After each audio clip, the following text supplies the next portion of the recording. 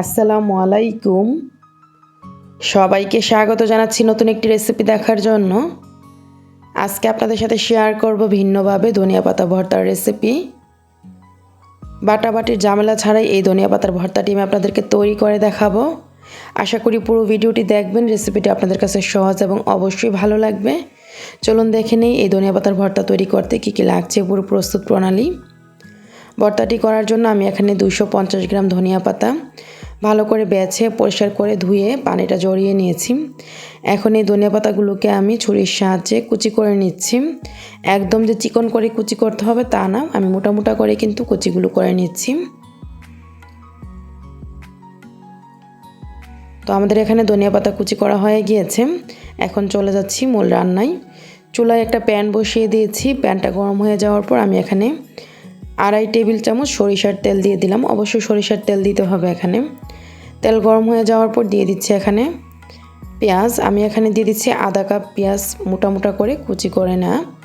তারপর দিয়ে দিচ্ছি এখানে রসুন কোয়া 2 ভাগ করে। আমি এখানে প্রায় 15-20টি রসুন কোয়া 2 ভাগ করে দিয়েছি।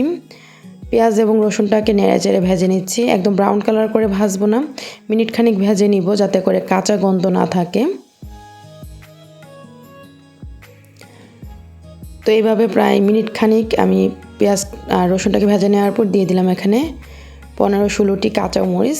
তো কাঁচামরিচের পরিমাণটা আপনারা ঝাল বুঝে দিবেন, যে যেরকম ঝাল পছন্দ করেন তেমনই দিবেন। আমার এখানে যে কাঁচামরিচগুলো দিয়েছি এই কাঁচামরিচগুলো কিন্তু বেশি ঝাল না, তাই আমি পরিমাণ একটু বেশি দিয়েছি। এখন আমি দিয়ে দিচ্ছি এখানে ধনিয়া পাতা যে কুচি করে রেখেছিলাম, ধনিয়া পাতা কুচিগুলো দেওয়ার পর চুলার আঁচটা ফুল আঁচে রেখে আমি পানিটা শুকিয়ে নিব। এভাবে নেড়েচেড়ে পানিটা শুকিয়ে নিতে হবে, কিন্তু অতিরিক্ত রান্না করা যাবে না। প্রায় 2 থেকে 3 মিনিট রান্না করলেই পানিটা শুকিয়ে যাবে।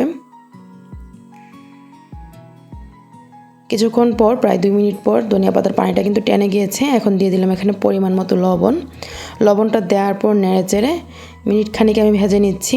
এর চেয়ে বেশি ভাজবো না, তাতে করে ধনিয়া পাতার কালারটা নষ্ট হয়ে যাবে। আর এই ভর্তায় পেঁয়াজ রসুনের পরিমাণটা একটু বাড়িয়ে দিতে হয়, আর ঝালের পরিমাণটা একটু বেশি হলে খেতে ভালো লাগে। তবে আপনারা যেরকম ঝাল পছন্দ করেন তেমনই দিবেন। আমাদের এখানে সব কিছু ভাজা হয়ে গিয়েছে। এখন আমি চুলা থেকে নামিয়ে নিচ্ছি। চুলাটা কিন্তু বন্ধ করে দিয়েছি, আর ঠিক এরকম হবে। তো চুলা থেকে নামিয়ে নিয়েছি। একটা বাটিতে আমি নিয়ে নিয়েছি আর ঠান্ডা করে নিয়েছি। যখন মোটামুটি ঠান্ডা হয়ে গিয়েছে তখন আমি একটা ব্লেন্ডারের জার নিয়েছি, আর ব্লেন্ডারের জারে সবগুলো উপকরণ একত্রে নিয়ে নিচ্ছি। তো সব কিছু একত্রে নিয়ে এখন এই ব্লেন্ডারের জারের মুখটা লাগিয়ে তারপর আমি প্রায় 2 মিনিট পেস্ট করে নিব। 2 মিনিট ব্লেন্ড করলেই সুন্দরভাবে মিহি হয়ে যাবে। আপনারা চাইলে কিন্তু ঠিক একইভাবে এখন এই সবগুলো উপকরণ শিলপাটায় বেটে নিলেই এই ভর্তাটা তৈরি। তো এই যে দেখুন, ব্লেন্ডারে যেহেতু ভর্তাটি করেছি খুব সহজেই কিন্তু তৈরি হয়ে গিয়েছে, একদম মিহি হয়েছে। আর কালারটা কি দারুণ এসেছে নিশ্চয়ই দেখেই বুঝতে পারছেন।